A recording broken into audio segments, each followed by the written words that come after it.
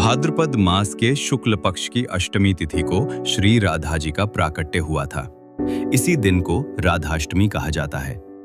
श्री कृष्ण जन्माष्टमी के ठीक 15 दिन बाद राधा जी का जन्मोत्सव मनाया जाता है। ब्रज में वृषभानु नामक गोप और उनकी धर्मपत्नी कीर्ति रहती थी।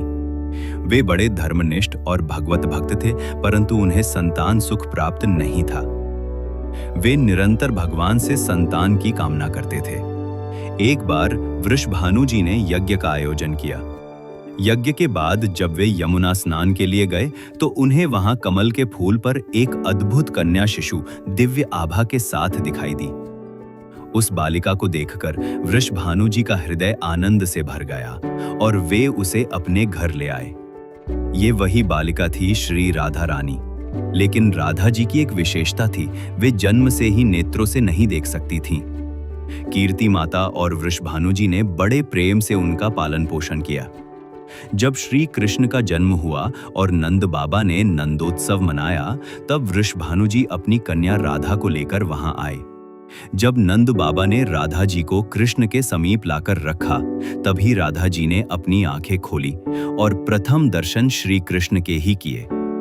उसी क्षण से राधा कृष्ण एक दूसरे के अभिन्न हो गए।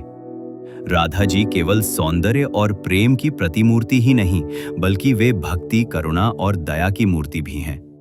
उनके बिना श्री कृष्ण की लीलाएं अधूरी हैं। इसी कारण भक्त उन्हें कृष्ण प्राण प्रिया, श्री जी, ललिता स्वामिनी और वृषभानु नंदिनी कहकर पुकारते हैं।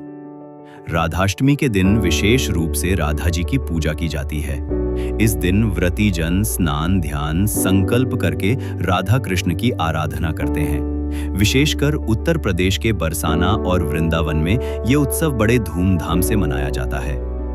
भक्त मानते हैं कि श्री कृष्ण तो भगवान हैं, परंतु राधा जी उनकी आह्लादिनी शक्ति हैं, अर्थात कृष्ण की प्रेममयी शक्ति का ही स्वरूप।